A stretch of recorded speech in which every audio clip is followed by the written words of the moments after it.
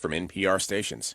Other contributors include FJC, a foundation of donor-advised funds working to maximize the impact of charitable giving and to create customized philanthropic solutions. Learn more at fjc.org.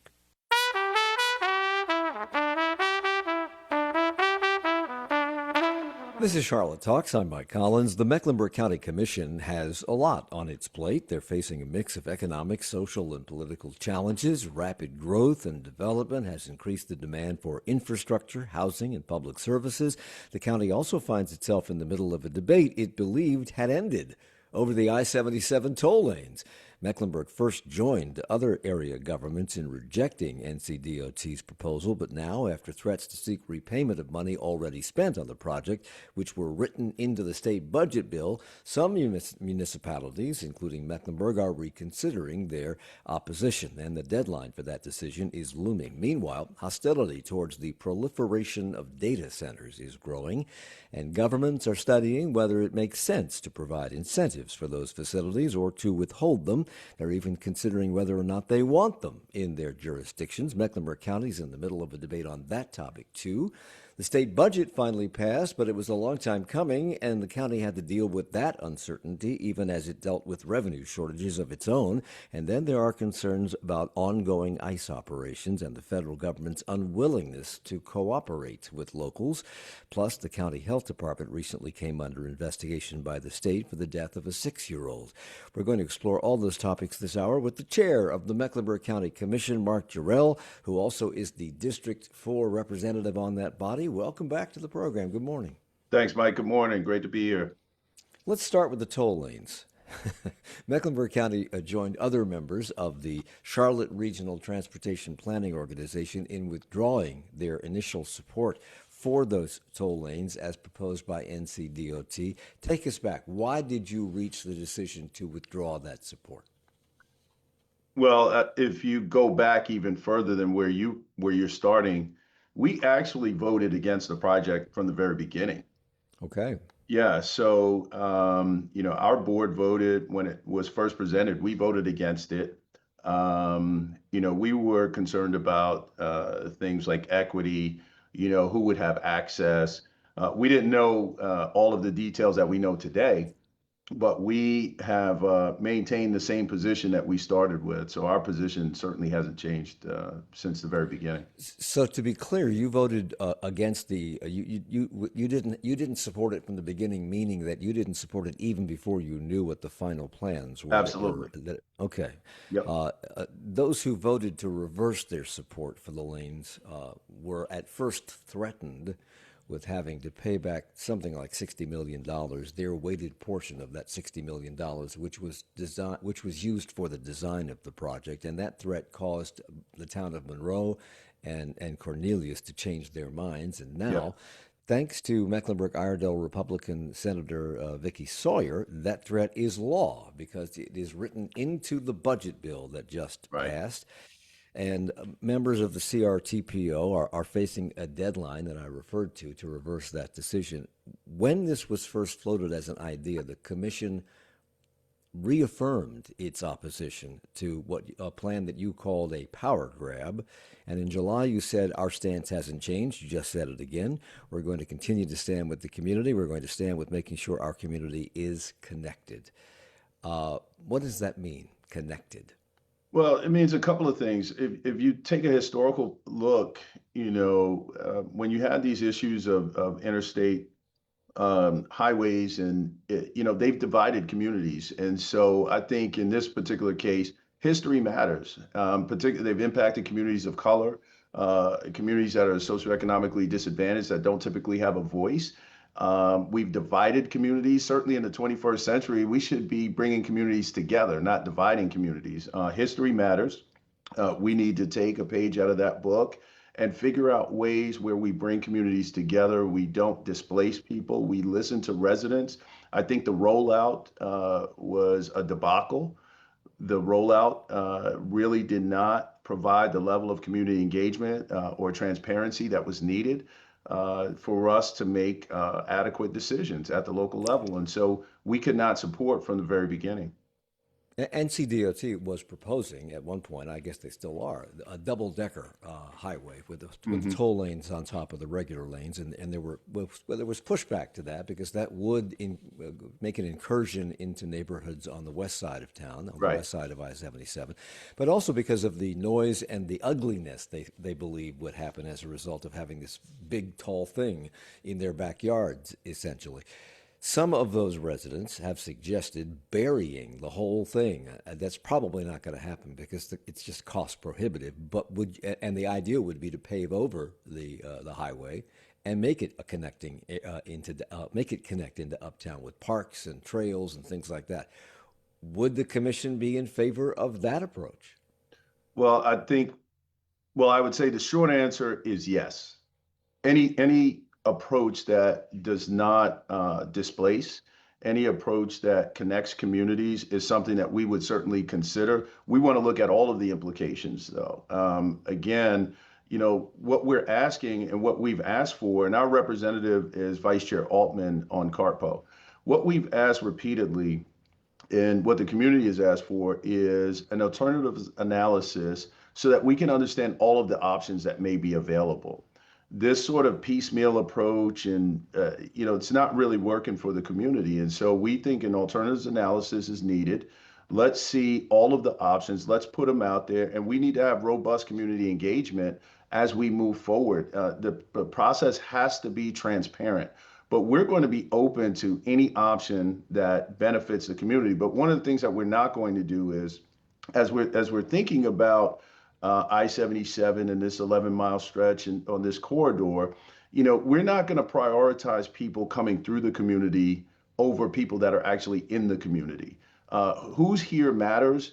Whether it's one person, 29 folks impacted, or 200, we're going to make sure that they have a voice at the table, and the county's not afraid to be that voice. But now there is this threat that the individual members of CartPo will have to be paying back their Yeah. portion based on the weight of their vote of the $60 million. The city of Charlotte's votes account for, I think, 42% of the weighted total. So Charlotte will bear the brunt of this if this actually happens. What percentage does Mecklenburg County would they be responsible for, and how does that translate into how much of the $60 million you might have to pay back, and where would that money come from? Yeah, so that's a great question. In our percentage is much smaller. I mean, our weighted vote is we have 3 votes to Okay. the city's 31. So our proportion of the 60 million is much smaller. But again, it's something that's not budgeted. And so when you think about where it would come from, we would have to figure that out. But anytime you're talking about millions of dollars, that is millions of dollars that are probably committed to health and human services, our park system, libraries, or our other statutory responsibilities. And so again, we take this very seriously. Frankly, I think some of the analysis from different legal folks don't even believe that this thing would pass legal muster. But we don't really want to go down that road. I mean, we should be working collaboratively. We should be able to cooperate with one another to produce the best outcomes. This approach is thinking about today. We need to be we need to be forward thinking as it relates to the decisions that we're making for the community. And I think, we're willing to work with our partners at the state, our partners at Carpo, and everyone else to find a solution that best fits this community. So I take it that no one really knows the dollar figure this would be should this come to pass. But money is already short at the county. Uh, Absolutely. would we feel it? Would we notice it? Well, I think anytime we're talking about millions of dollars, Mike, we certainly would feel it in some way. You're going to have to make adjustments to budget items that's probably where funding has already been allocated, and so when you think about it in those terms, we certainly would feel it. We'd have to rob Peter to pay Paul. You and other officials in other jurisdictions have talked about the need to work together. You just talked about that a moment ago, and I think it's curious because, as I said, it was Senator Vicky Sawyer, who represents the northern part of Mecklenburg County and portions of Iredell County, who proposed the demand to have these entities pay back this money already spent, and she said that it was meant to be, quote, punitive. She opposed the toll lanes in the northern part of the county, the part of the county that she represents, but now she wants to punish areas that have achieved what she would like to have achieved had she been able to. Have you spoken to her about this? No, I haven't spoken to Senator Sawyer. I've spoken to other members of our delegation, but not directly to Senator Sawyer. Why not? Because if you want to work together, she'd be a good place to start. I've actually started with the folks that we have relationships with, direct relationships with, and we have solid relationships. Other folks have spoken to Senator Sawyer, so there is this cross communication. Lots of conversations going on between delegation members. We were up in Raleigh for Advocacy Day about a month and a half ago, and so had really great conversations. Had about 90% of the Mecklenburg County delegation was present, where we were able to discuss not just 77, but other issues as well. And so, again, we're always open to discussing with anyone, even beyond our delegation. We recently convened a meeting with chairs across the region here and just talked about working together and our shared interests, and we'll continue to do that. Paying back your portion and all these other entities' portions of the $60 million already spent on design is not the only monetary threat that I believe is on the table. Could there be other consequences? Could there be funds withheld? Could there be projects stalled? Could there be projects given moved to the head of the line above ours because we made this decision?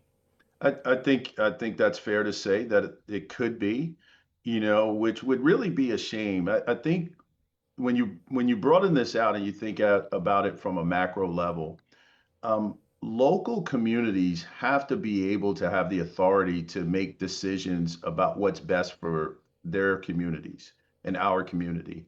If if Raleigh doesn't like a decision that's made at the local level, and we start taking punitive action against, localities because we don't like the decisions that they believe is best for their communities, I think that's a real problem. And that's something where we're going to have to dig in. And, it's probably worth a fight.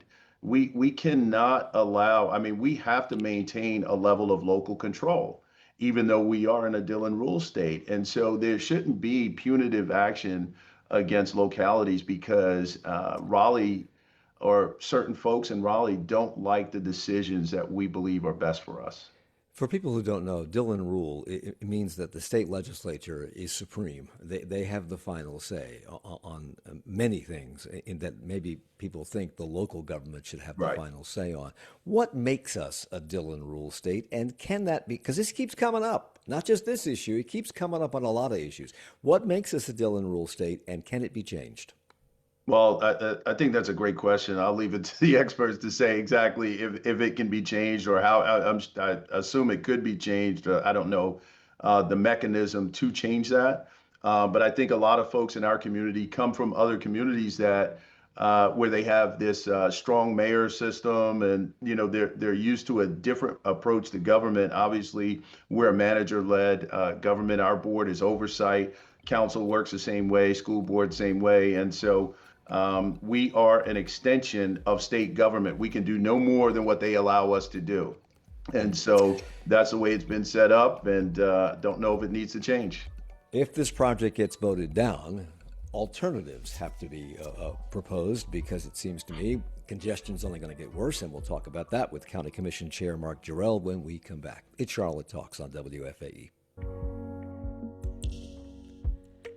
On the next Charlotte Talks, the state of public health as the number of cases of cyclosporiasis tick up in our region.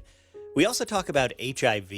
Despite major advances in treatment and prevention, HIV continues to disproportionately affect Black residents in Mecklenburg. We examine some of the reasons why tomorrow at 9 on 90.7 WFAE. Lots of you struggle with making difficult decisions, especially ones that can alter the course of your life in a major way. For the next installment of Pending, our series about handling life's unknowns, we put your dilemmas to a professional decision coach and learn techniques for being more decisive. That's next time on 1A. Join us today for 1A beginning at 10 on WFAE. Support comes from Mazda of South Charlotte, pledging to help end child hunger in the Carolinas through ongoing support of Second Harvest Food Bank of Metrolina. Details about this initiative at mazdaofsouthcharlotte.com.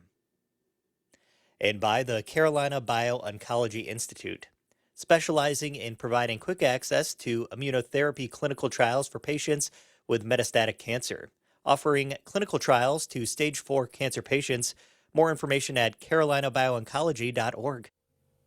It's Charlotte Talks on listener-funded 90.7 WFAE and WFAE.org. I'm Mike Collins. Our guest today is County Commission Chair Mark Jerrell with the Mecklenburg County Commission, I should say, I guess. And we've been talking about I-77 and the impending decision that all members of CARTPO, the Charlotte Regional Transportation Planning Organization, have to make between now and I think October as to whether or not they're going to reverse their decision in which they reversed their previous decision to support the I-77 toll lanes. Now they're saying they're not. Mecklenburg County has never been on board, but clearly something has to be done because I-77 has been a choke point on the interstate highway system for some time and even for local traffic for some time.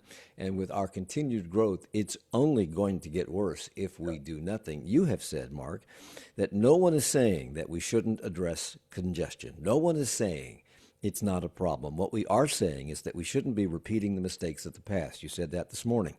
And we shouldn't be penalized when we have been given false choices. What's the false choice? Well, the false choice, some of the choices that I think are where people are opposing is, if we're addressing congestion and you have these lanes that basically are for the wealthy, essentially. That's not addressing congestion. That's addressing convenience. And so, if it's really going to be about congestion, I think there has to be a different approach. If you go up north today, anybody who's listening that's ridden 77 north, you tell me that that's addressing congestion. There's a parking lot on one side and there's a wide open lane that costs you $30, $40. So that's addressing convenience for those that can afford it.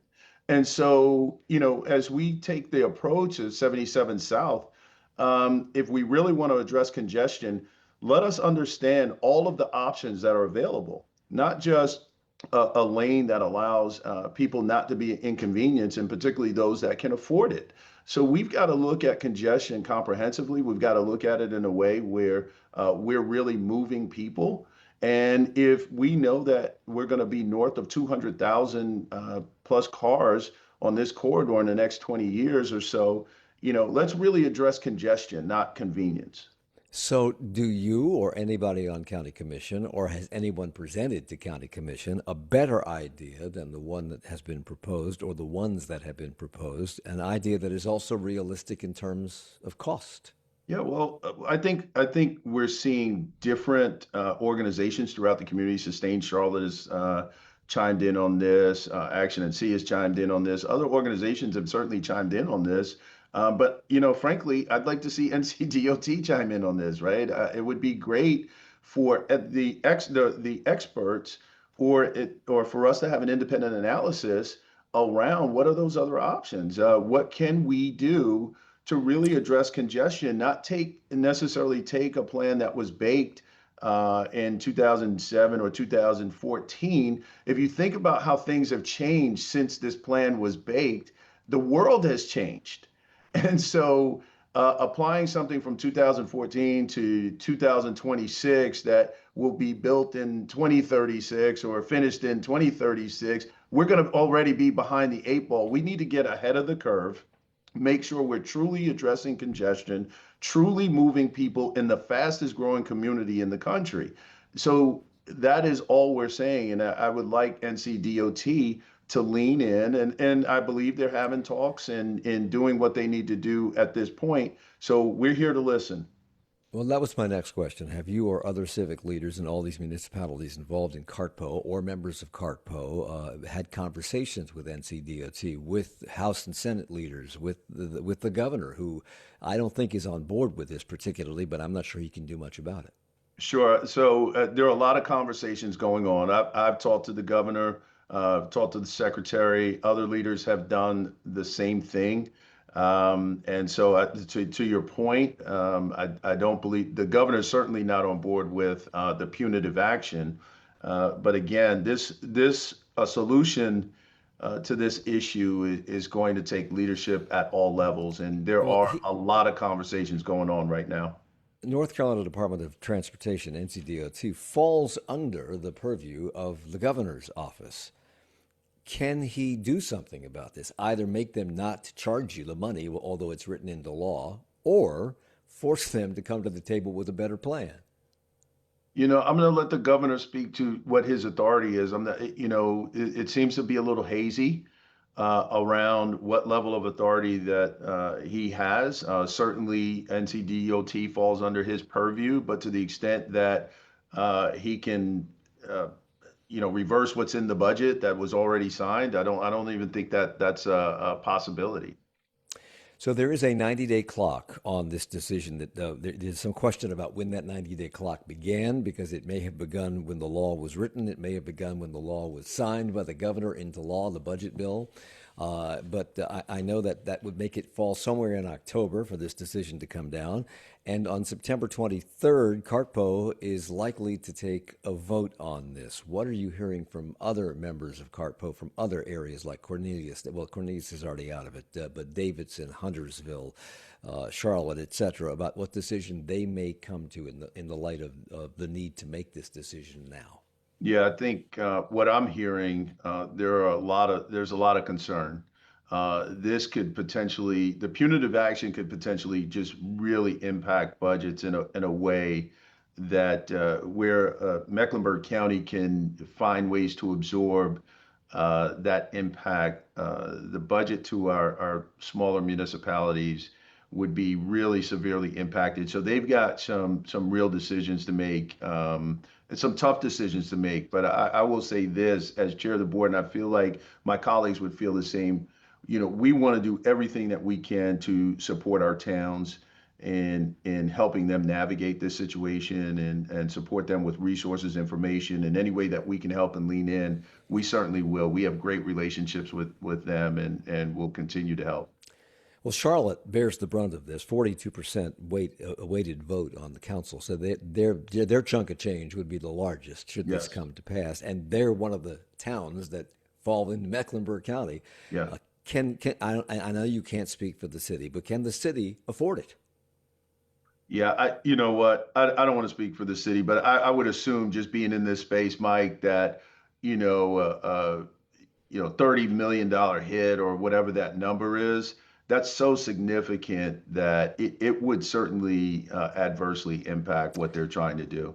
And this is not the only area that has backtracked on something that NCDOT has proposed in the past. Other areas have changed their minds, and there have been no penalties Right. involved.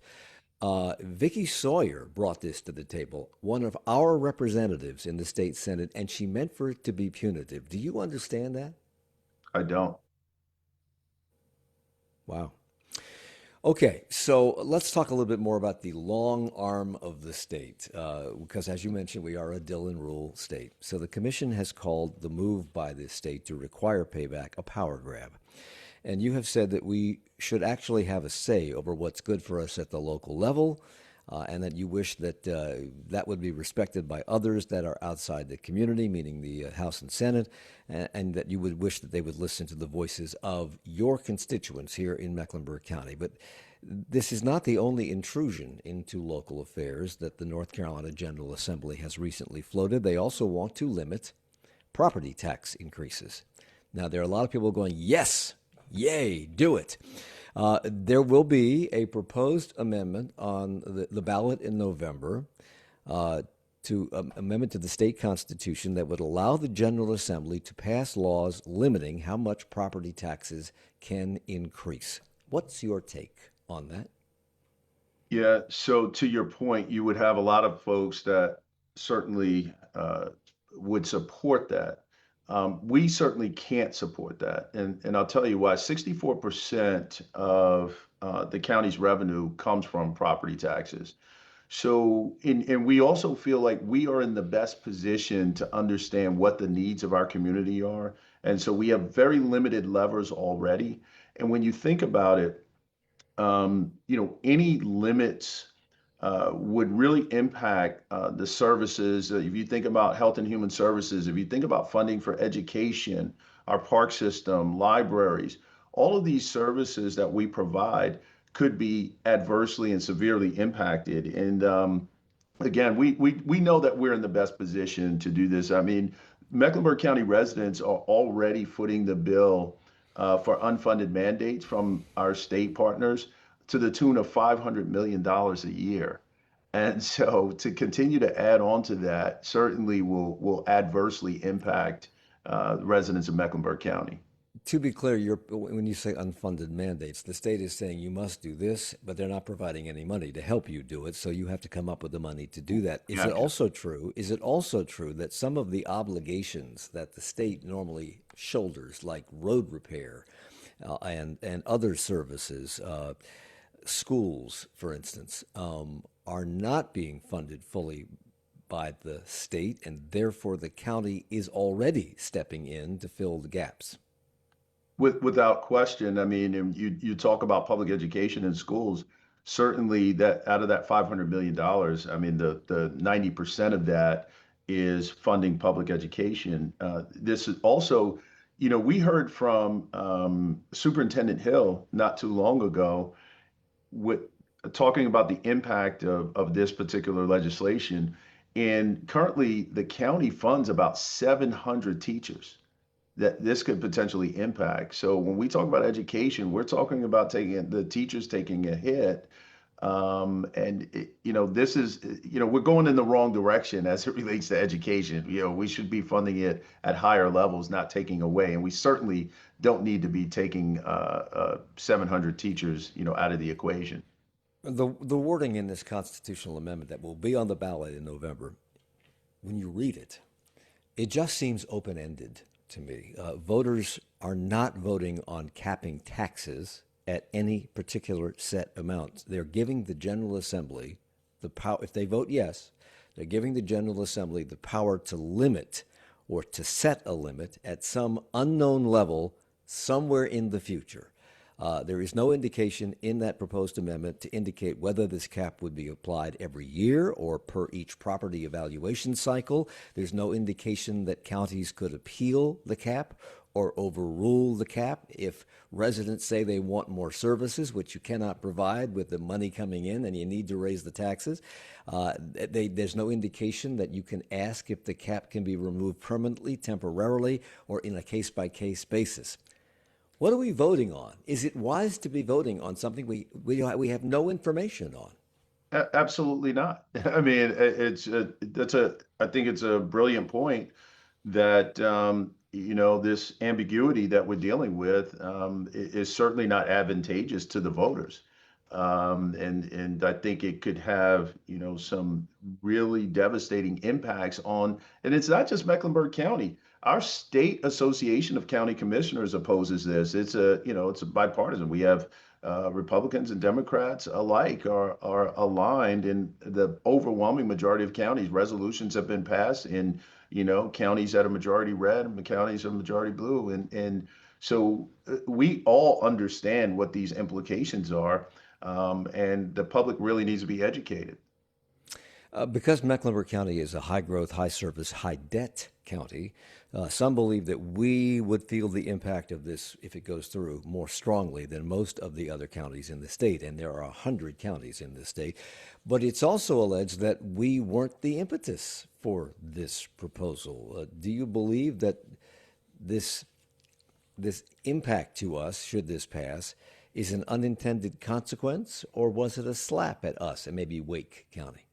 It's probably a both and.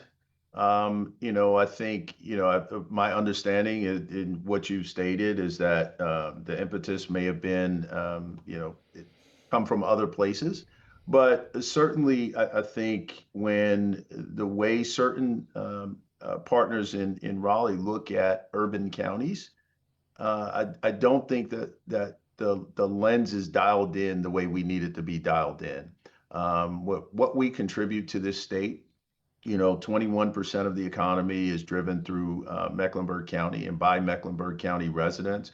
The amenities that we provide, everyone gets an opportunity across this state to really come here and benefit from that or go to Wake County so we feel like we've been great partners for our friends across the state, and it's time for them to show that same level of partnership to us, and we'll continue to drive that message home and to work with them as much as we can. But the punitive actions, we have to stand up against the punitive nature of some of the legislation that we're seeing. You're a Democrat. The entire county commission is comprised of members who are of Democrats. There's only one Republican serving in local government, and that's Ed Driggs on city council. Everybody else is a Democrat. The Republicans, of course, control the legislature, and they have a different point of view about politics and about government. They'd like small government, lower taxes, no taxes if possible, and that's where the legislature wanted to lead the income tax to a 0%. They've already done it for business.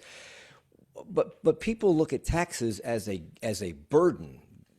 But one of the previous county managers many years ago kept stressing taxes equal services. Right. So if you limit property taxes, if you limit the growth of property taxes, which are being raised because of the need for more infrastructure because we continue to grow, what happens? What services do we lose? What can't we do? Well, that's a great question. And when you say what services do we lose, we would have to figure out what the impacts are.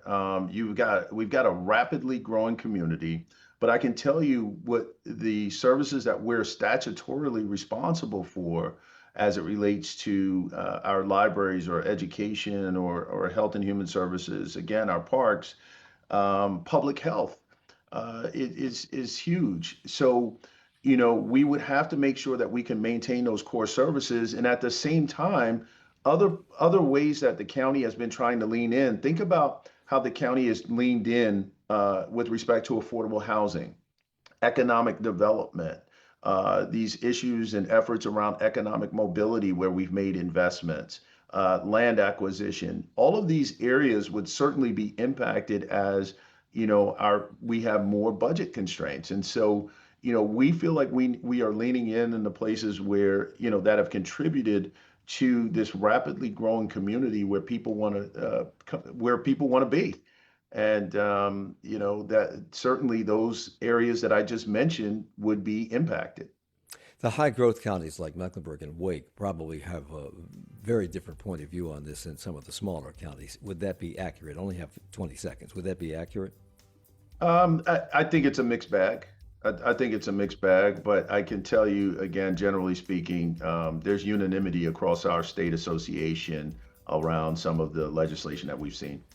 When we come back, we'll talk a little bit more about budget woes at the county level, about Charlotte's web operations last fall and continuing now, and also about the proliferation of data centers. Stay with us.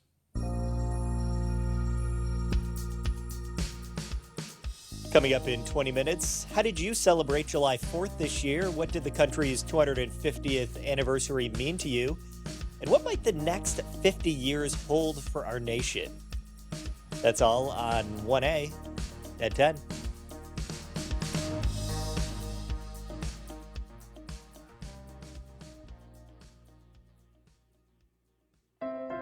WFAE is a trusted companion for Carolinians who rely on us for in-depth stories and diverse perspectives. If you are a business owner, consider supporting WFAE by becoming a sponsor. It's a great way to let our audience know about the products and services you provide and that you join them in supporting this vital community resource. Learn more at WFAE.org/sponsorship.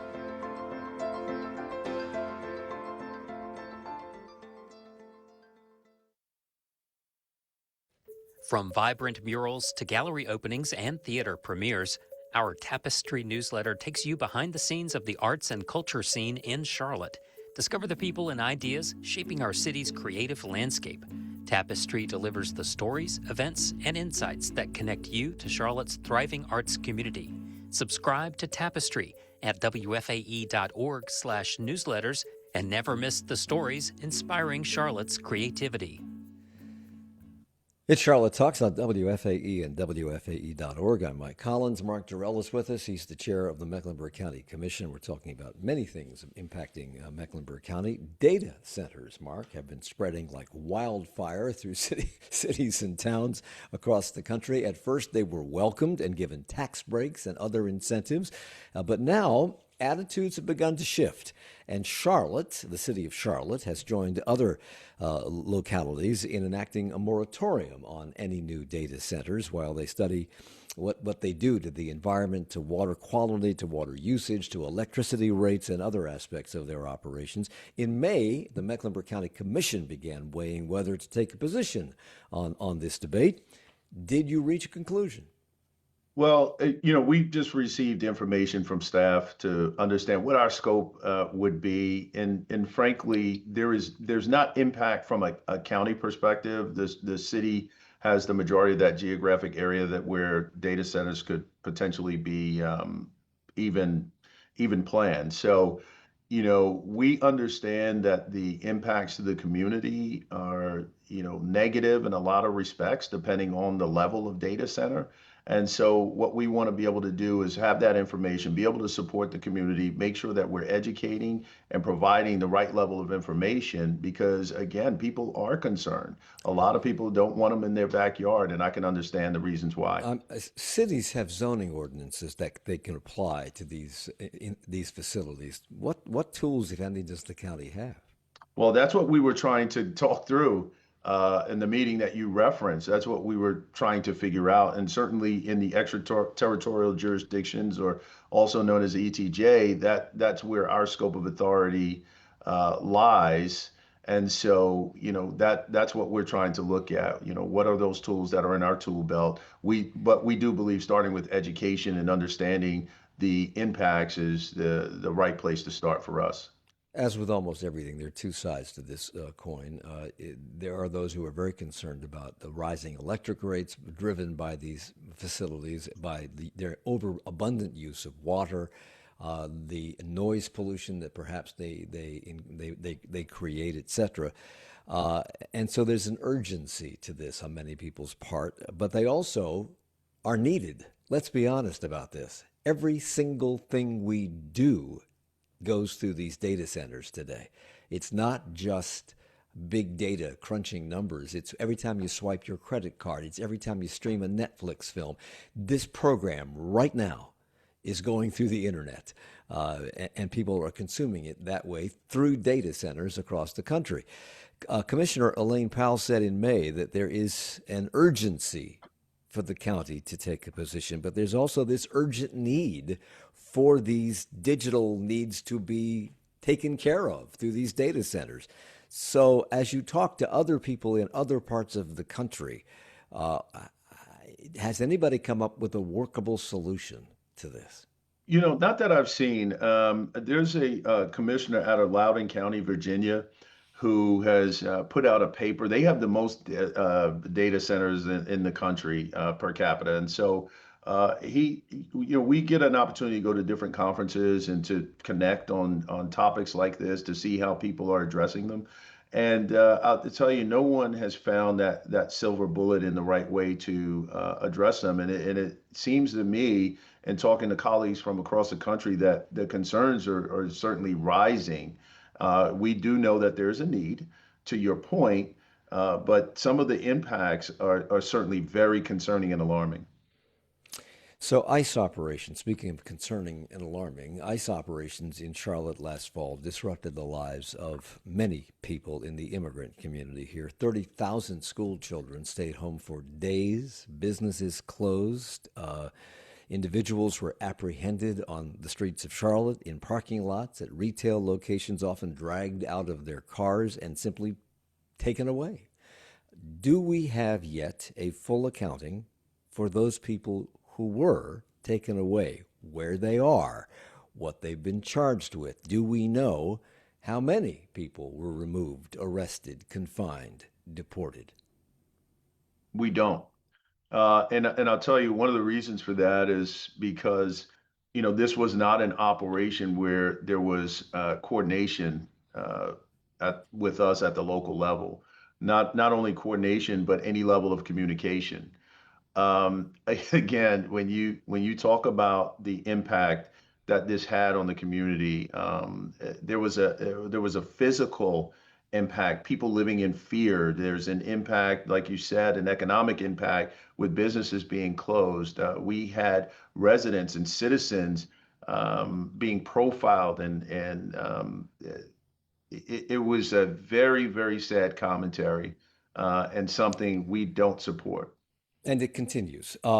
Historically, when the federal government has conducted law enforcement operations here or any other local city, town, or county, have they done so unilaterally, just on their own, with no notification, no communication with local officials, or is it normal practice to read in local officials? We're going to do this. Here's why, and here's where we're going to operate. Well, I think it depends on the administration, but I think the best practice, from what I understand, is that there is this level of coordination and collaboration, with local law enforcement, so everyone is aware of potentially what's going to happen and how things are going to be executed. So you don't have a debacle. So you don't have individuals who are not criminals, being terrorized to a certain extent, and making sure that people are on the same page. We went through this in October or November of last year, as did Chicago and other cities, and it continues in other cities right now, often with murderous consequences. And I use the word murderous on purpose. It's deliberate because these people often shoot first, ask no questions, and then form the narrative about what actually happened that simply does not conform to what has been captured by many bystanders on video. And they have acted with little or no legitimate reason and often in direct conflict with law enforcement best practices. Do local officials really have no recourse? Can local officials do nothing to stop this? Does the federal government reign supreme? That's a great question. I would have to defer to legal, but essentially, I mean, from what we saw recently, and then these other cities that you named, there really is, there does not appear to be the level of recourse that people would think. Well, That's because why coordination and the collaboration. question the question is that because this has never happened before, and people are stunned by this, even officials are stunned by this, and they don't know what their options are, or is it because they really don't want to get in the way and cause more problems? Would it be possible for a jurisdiction to send their police department out and say, no, you're not crossing this line? Yeah, I don't know the answer to that question, Mike. That's an interesting Would that question not that be a legal. good would that not be a good answer to discover? I think we should discover all options that are available to us for sure. I don't know if there would be a benefit to the community to have a standoff between entities that are both law enforcement entities within the United States of America. There are those who believe that this use of brutal force against alleged illegal immigrants is really to get Americans accustomed to seeing Mm. what are essentially brown shirts or stormtroopers on our streets in advance of the midterm elections. And you can call those people who believe that conspiracy theorists, or you can agree with that assessment. Either way, if you can't stop ICE operations as they have been conducted from a local level, what can local officials do to protect democracy from a rogue federal government in November? Yeah, well, I'll tell you, as someone who represents District 4 in East Charlotte, which was the epicenter of a lot of these operations, we certainly want to continue to support our immigrant community. We want to help educate. We want to provide resources. We want to support those entities that we have partnerships with to really be able to support those communities in a deeper way. And I'll tell you, we have got to make sure that we get the vote out. We've got to make sure people know what's at stake and some of the implications and some of the agendas that are being proposed. We can never allow ourselves to move to a space where this is normal or it's normalized. It's not. I think the board has been very clear that we were against this and we really perceive what happened as wrong. We could talk about this for an hour, but let's move on. The state finally passed a budget. It took several years for the General Assembly to come to an agreement, and we know that teachers and state employees were waiting and waiting and waiting for raises as that debate dragged on. Did Mecklenburg County suffer any adverse consequences during that waiting period? I mean, was there money promised to the county, et cetera, that was held or didn't come in, or did you have to make up the difference where other things needed to be funded, but that funding wasn't coming, so you had to fill the gap? Yeah, I alluded to this earlier, Mike. I mean, there, when you don't have the budget, I mean, there's certainly definitely implications to, other parts of what we're trying to do from a budgetary perspective. And, at this point, we're glad the budget, we do have a budget. Being the only state that didn't have one was, not a good position to be in. We need our teachers to be paid. They still don't have enough. We've got to continue to push to make sure teacher salaries are addressed, particularly those legacy teachers. And so there's still a lot of work to be done. Just having a budget to have a budget is one thing, but really making it substantive is something else. Teachers at CMS had been waiting for raises with all the other teachers in the state, but the teachers here work in an area where the cost of living is higher than most other areas Right. in the state. Meanwhile, Mecklenburg County's average teacher supplement is the second highest in the state. Will the raise coming from the state take some of the pressure now off Mecklenburg County? It certainly will take a little bit of the pressure off, but again, like you just mentioned, the cost of living here. So I mean, that is the needle's always going to be moving, and it's still going to continue to move. We go between first and second between us and Wake as far as the supplement's concerned. But anytime the state will come in and add to that, it's going to be helpful. But we're so far behind that we need them to lean in even more. Funding CMS is the county budget's largest line item, if I'm not mistaken, and you fully funded CMS's recent request. It was at $28.267 million more than the previous year. And it wasn't that long ago that County Commission and the school board appeared to be at loggerheads, and the commission expressed reluctance to fund the schools at their requested amount until the schools could show a return on investment. In other words, student performance. Evidently, that was resolved. Would that be correct? And if so, how? Yeah, so over the last, I want to say it's either 3 or 4 years, we actually funded, have fully funded them, and that's, Yeah. it's come through great relationships. Chairwoman Sneed has been an amazing partner, an amazing leader for CMS. Our managers have had a great relationship with CMS staff as well, and so the collaboration, the partnerships, and really the relationships were actually strengthened through a time that was really difficult. But we've gotten to a really good space where we have open discussion and dialogue and are able to be candid with one another. The state funds public education based in part on attendance, but they've also made opportunity scholarships available to everybody, and that means they will leave public schools if they take advantage of them and go to private schools. Will that reduce the tax burden for Mecklenburg County or increase it? Because there will be people who cannot use those opportunity scholarships, and if attendance goes down, the schools will be funded at a lower amount. Yeah, I haven't seen the analysis, around the impact there, but I will tell you that, any money that's coming away from public education is not helpful for us. Those that can afford private schools should pay for private school. I mean, that's just the way it should be. And, taking away from public education is not helpful. You mentioned cooperation and trust between the County Commission and the Mecklenburg County School Board, the CMS School Board. Right now, CMS Superintendent Dr. Crystal Hill is on paid leave pending the results of an investigation. That's all we know. Apparently, that's all she knows, too. At least that's what we've been told. And the best, as the chair of the County Commission, do you know what they're looking into? I know from what I've read, just like everyone else. And so I'm going to leave it to their board to take care of their business. But you lead the board that just gave them $699 million. Shouldn't Absolutely. you know? Well, like I said, I know I know what's been reported.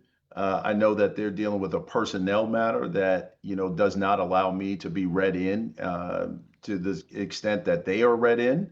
And so as their investigation wraps up, we'll learn more and we'll understand, but there's been no negative impact as far as continuity or communication, with my colleagues there. And we'll continue to support them through this and figure it out. But they are responsible for oversight, Mike. And so they're exercising that oversight authority, and we'll support them. So I only have about a minute and a half, but last year, 6-year-old Dominique Moody died. She'd been in her aunt's custody. She showed signs of abuse and malnourishment at the time of her death. Both CMPD and Mecklenburg County Social Services had received reports about conditions in Moody's home prior to her death, and social services had made home visits.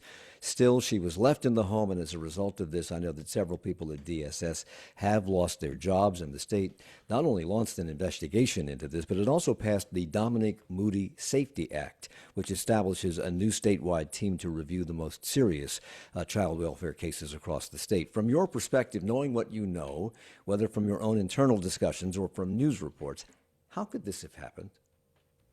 We have 30 seconds. It's heartbreaking. And when you think about it, it can't happen.